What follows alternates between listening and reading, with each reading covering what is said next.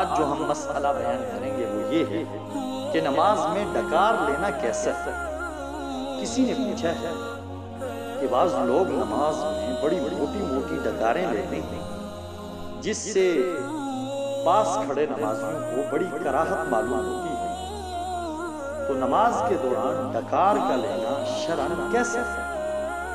تو یاد رکھیں اس کا جواب یہ ہے کہ نماز میں ڈکار لینا مکروہ ہے، اس کو روکنے کی کوشش کی جائے اور جہاں تک ممکن ہو آواز آہستہ رکھی جائے۔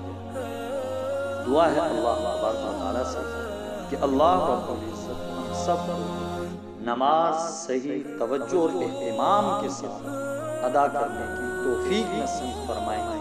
آمین ثم آمین۔ جزاک اللہ۔